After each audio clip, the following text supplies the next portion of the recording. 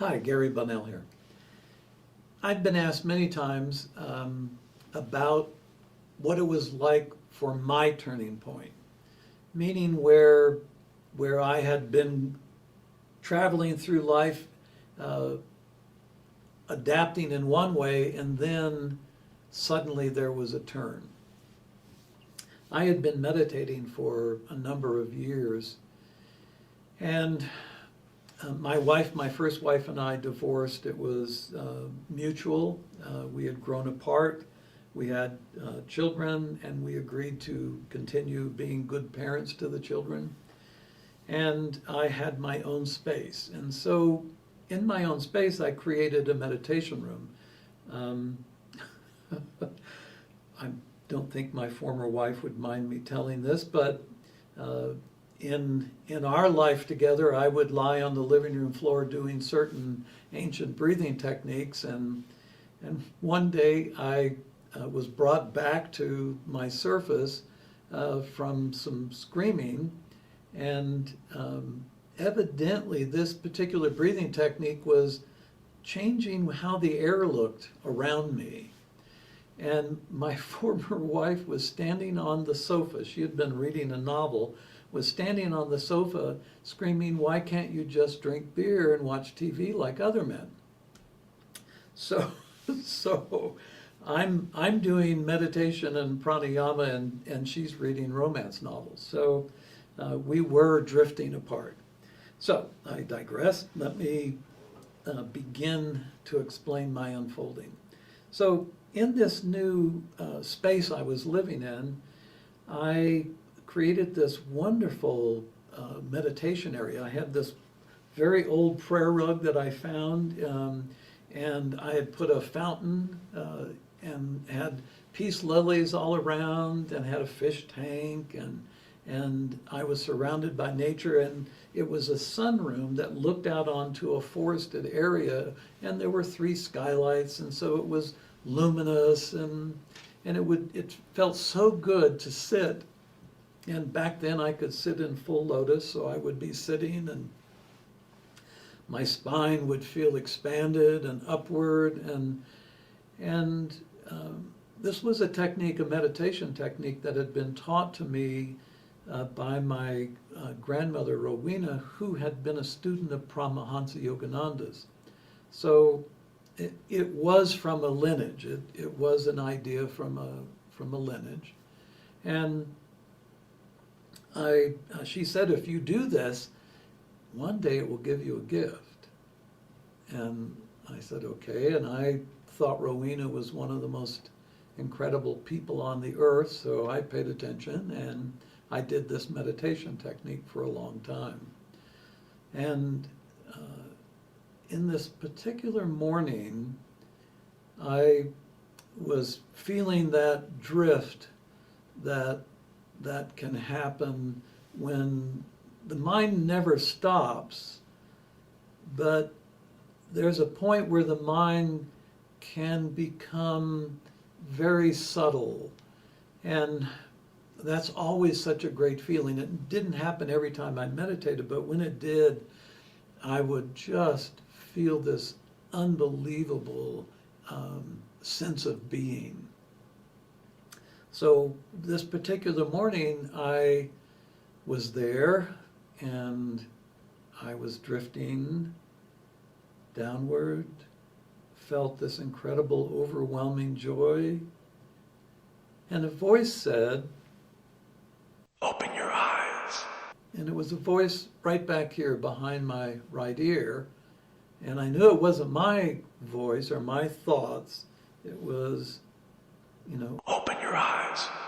And I thought, boy, this is me interfering with this incredible space I'm in. I'm just going to, breathe in a more intense manner and settle back into it. And I did that, and the voice said in a stronger voice, "Open your eyes."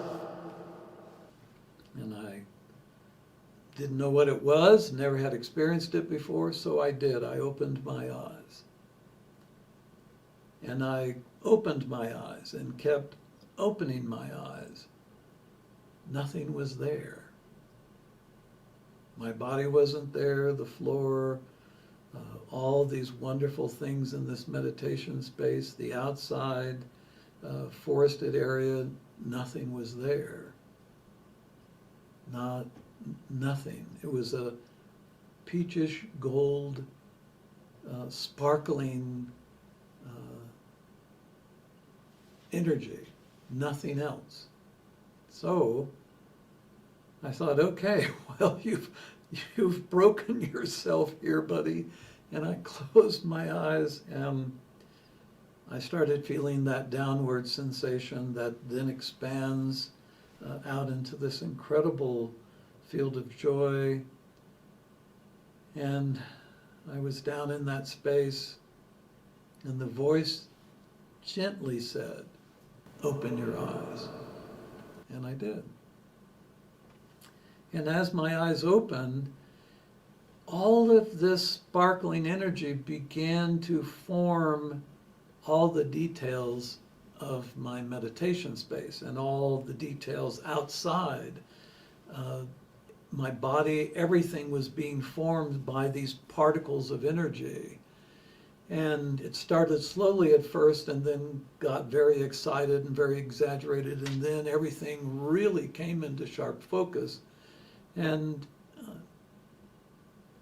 it was amazing, that realization that we're all made from the same substance. Everything is made from the same energy.